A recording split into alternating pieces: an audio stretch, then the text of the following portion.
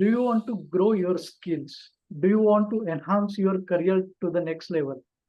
Hi, my name is Dr. Nitin, and I welcome you to today's episode. If you are new to this channel, please subscribe to this channel where I share various tips, tutorial ideas, and strategies related to your career growth and your skill enhancement. So, let's get started with today's episode. And today we have a very special guest who is going to guide us in the career growth journey. Hi, Sahil. I welcome you to today's episode. Hi, Dr. Nitin. It's a pleasure to be featured in your podcast. Looking forward to having an engaging conversation.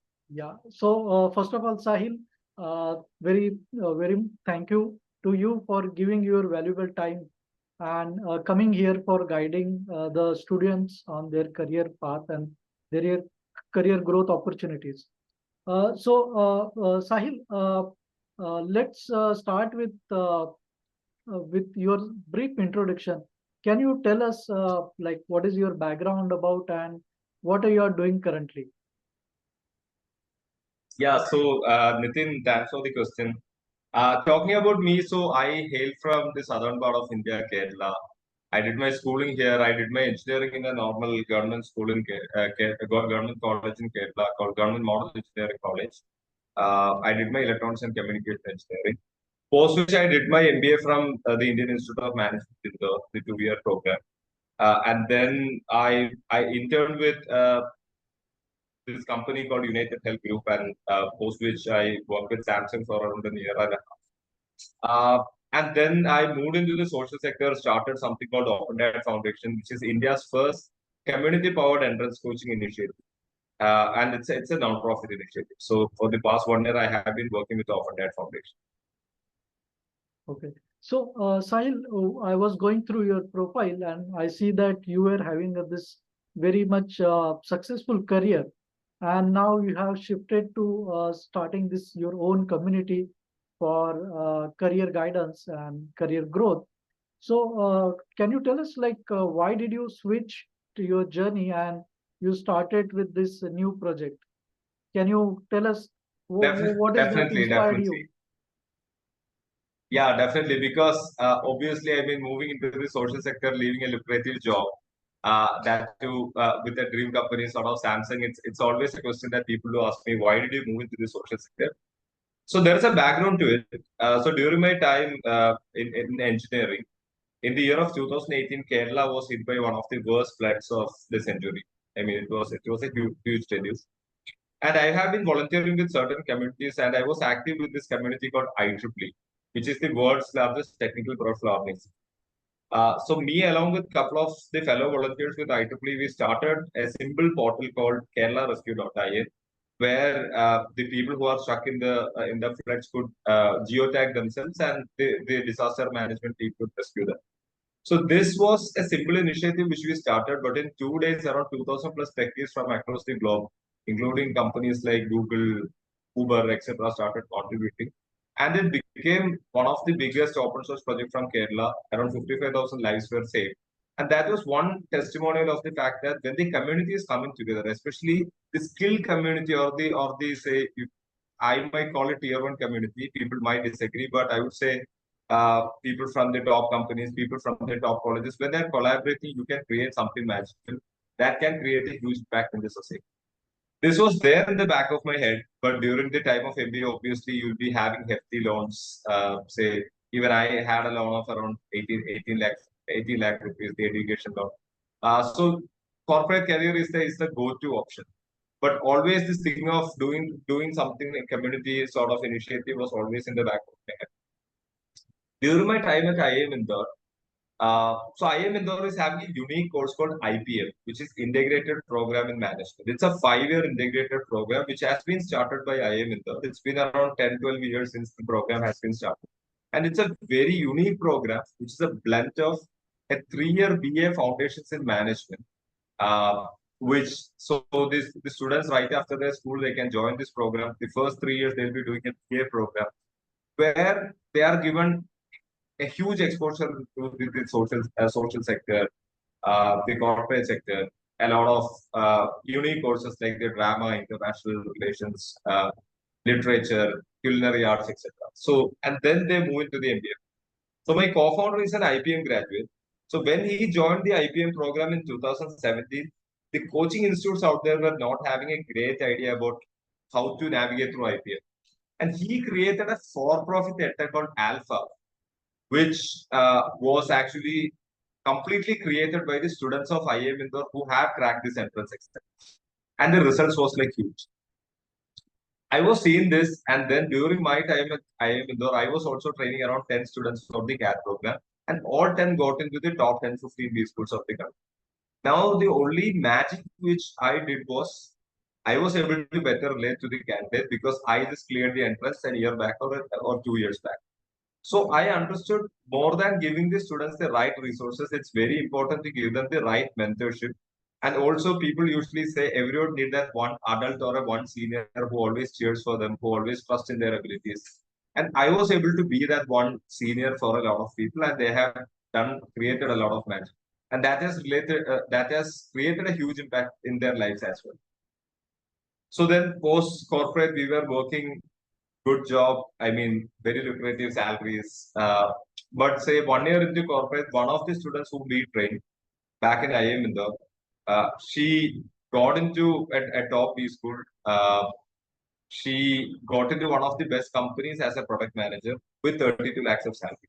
And she was someone who was from a very orthodox family in Kerala, who did a BA in economics from a very normal college, who had no ambitions of doing an MBA or getting into corporate.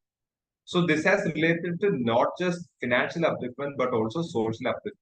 And she is now a social role model for her family and friends. So I thought like, why not start a platform which can bring in a lot of such tier one people who can contribute to the society? And I thought like there is nothing like it. So it was an impulsive decision. I didn't think about the finances. I didn't think about how I'm going to manage my expenses, salaries, loan, etc. But it was again an impulsive decision to move with sources. Okay. So, Sai, that seems very interesting journey. If I understand it correctly, is it only for the technology or engineering graduates, or it is much more beyond that? So basically, Opengrad Foundation believes in, say, getting the students into tier one colleges. We are into democratizing access to tier one colleges for the students from socio-economically backward communities. So what we are essentially doing, say, there are a lot of other non-profits who are helping the people in skilling and getting them a job. But we do believe that once a student gets into a tier one college, say, if, be it law, be it management, be it science, technology, arts, or humanities, or commerce, once they get into the best of the institute in the country, it's not just about what they learn through the textbook or through the classroom. It's also about the exposure into a different world, a world of cultures, a world of people from different parts of the country coming together, and the kind of upliftment that happens through this process, the evolution that happens with the student through the process. And we believe that this is actually essential.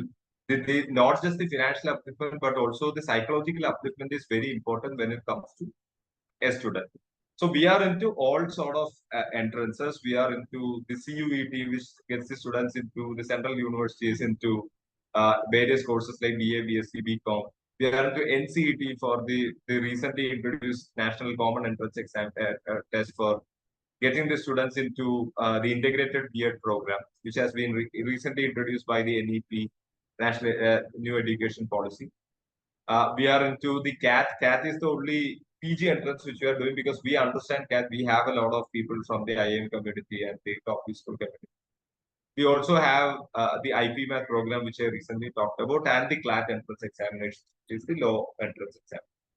So we are basically mostly working with the school students in 11th and 12th to get them into tier 1 colleges across any disciplines. Okay. And what I understand is that you focus is mainly on the skill development or maybe the practical aspects of the career development. So can you tell us like how does actually it works? I mean, if let's say somebody gets in touch with you or become parts of your community, what are the further steps or how this skill enhancement or this practical aspects are happening? So it's basically Opengrad Foundation is doing a supply demand matching sort of thing. We are doing something like what Swiggy or Zomato is doing with say the food delivery, the hotels and the customers. So we are collaborating with the social clubs of a lot of tier one colleges, including the IITs, IIMs, national law universities, and the central universities. So that means there are students in the tier one colleges who are ready to help an aspirant, who are ready to contribute to the society. On the other side, there are students who want mentorship, who have no idea about their career options. They might be stuck somewhere. So we are matching these two students. So once a student gets into our platform, one of the offerings is we are having a lot of video lectures, mock tests, and practice questions for different entrances. And all this content can be accessed completely free of cost. And this content is also prepared and curated by the students who have cracked these entrances. It's not like a 40, 50-year-old faculty coming and teaching them. This is like people who have practiced 1 or 2 years back. So it is more like, say, that we all have that one friend who used to teach us the entire syllabus on the day of the exam, let's say 5 minutes before getting into the exam hall, right? So this is something similar. I mean, they get that sort of connection. And so this is like very relatable content, which is completely accessible for them for free. Now, this is open to all, irrespective of whether you are from a privileged background, whether you are from an underprivileged background. It's more like how you access Wikipedia. You go to Wikipedia, you search for content, you go to OpenDat Foundation, you access the entrance coaching resources, which are of the best quality. Even vernacular contents are being made available. As of now, it started in South languages like Tamil, Malayalam, and Kannada, but it's moving to Hindi and other languages. Now, on the second part, if a student is from an underserved community, if they are not having any relatable role models, in the sense they don't have any of their seniors from their schools or colleges who have cracked these sort of entrances, they don't have any relatability. Just giving them resources, say, just giving them heaps of books and telling them, okay, now you go and study, won't work. You will need proper guidance and handbook. That's where our mentorship programs comes into play. So these students will register in our portal. Depending on their background, their interest, etc., we also tie them up with a mentor. This is not a facility which everyone can get, but if you belong to that, say, deserving group, then you will get a mentor. So every 3 students will be allocated a mentor from a tier one college. Say if I want to crack law, you will get a mentor from a national law university, who is an existing student who is studying there. Now, these people will be checking on you on a weekly basis, on a monthly basis, will be helping you with scheduling, will be helping you with, say, the best strategies and preparation tricks. And if there is an interview post the exam, they will also be helping with that. So this is how the program works. Our distribution channel mostly is through partner non-profit organizations. So we are having partner non-profits across India. So these people will know, say, certain students who want these sort of support, who are academically gifted, but they are underprivileged sort of people. So we get them in. But anyone who is watching this podcast, if you want some, say, if you want to prepare for CAT, if you want to prepare for CUET, if you want to prepare for NCET, IPMAT, or CLAT, just log in, it's free. You can access the content completely for free. And if you feel like, say, you are someone who deserves the mentorship, then do register for the mentorship as well. We'll allocate the mentorship. Thanks, Sahil, for clarifying that. Sahil, I basically come from healthcare background, so I usually have this inclination towards medical students and healthcare students. So, is there anything particular or specific to this biology or this medical field that you are also dealing with? Like anything, is there anything offering from your side for medical or biology students or healthcare students? Yeah. Uh, so when you talk about medicine or the biology students, one of the default go-to option is the MBBS, which is the NEET examination. So for NEET examinations, we do not have the content repository in place as of now, which is in preparation, but it's not up as of now. But still, if you are from the deserving backgrounds, we will be able to connect you with mentors who are like people who have converted NEET. So this is one. Second option is definitely like there are other courses like say they can do a BSc in say some of the biology related streams in some of the best colleges in the country like say SRCC, Miranda, Zakir Hussain sort of colleges. So that's also taken care of by CUEP. So if you want to get into the BSc programs across various disciplines, do crack our CUET program. Now, NCET, for those who don't have an idea, so if you want to get into teaching, say if you want to be a zoology teacher or botany teacher in a school or a college, you will have to do a BSc. Usually, it's like you do a BSc and then you will do a BSc or MSc and then MBA. But now, by the new education policy of the government, you have to do an integrated program. By 2030, this will be the, the primary criteria for getting into teaching. So, including colleges like IITs, including IIT Guwahati and IIT Kharagpur, and NITs like NIT Calicut and NIT Puducherry, have started this ITEP, Integrated Teachers Education Program, where if you enroll in 4 years, you will get a BSc in whichever subject, say biology, etc. And then one more year where you will get the B.Ed program. So in 4 years, you will get an integrated BSc B.Ed program. The third option for the medical students, definitely, it's like healthcare management.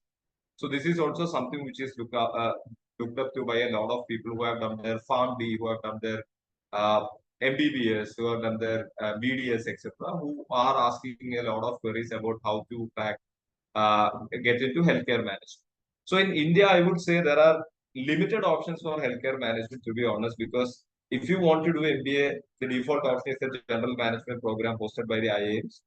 But if you want to go into, say, NMIMS, for example, Narsi Monji Institute of Management Studies is having a very good established healthcare management program. Similarly, some of the symbiosis colleges are also having a healthcare management. And the resources for all these entrances which I have mentioned are available completely for free in our platform. So if you want to access, you can access it for free.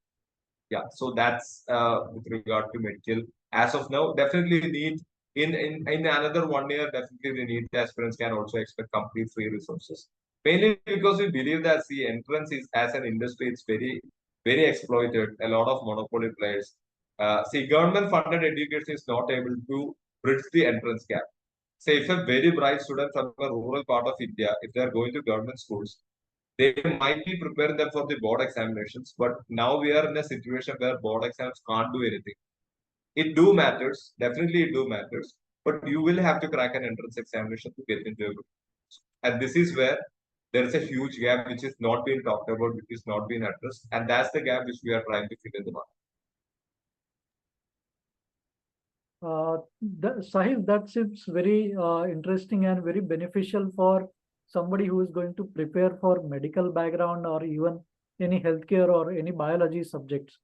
So, dear students, if you are watching this podcast, today's episode, let me tell you, this is not a sponsored podcast or episode, but if you feel that this is something relevant for you, or if you find this kind of is platform can help you in your career growth, please do take benefit of this opportunity, and also inform others also in maybe in your friends and your families.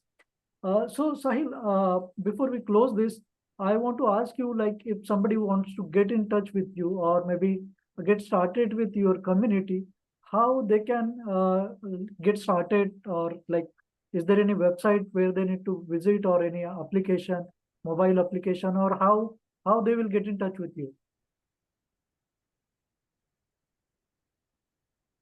Yeah, thanks for the question. So the simple ways to connect to us is through our website. It's www.opengad.in. So once they go to opengad.in, they can say join the resources. I mean, you can access the resources for free. I mean, there is no human interventions in between.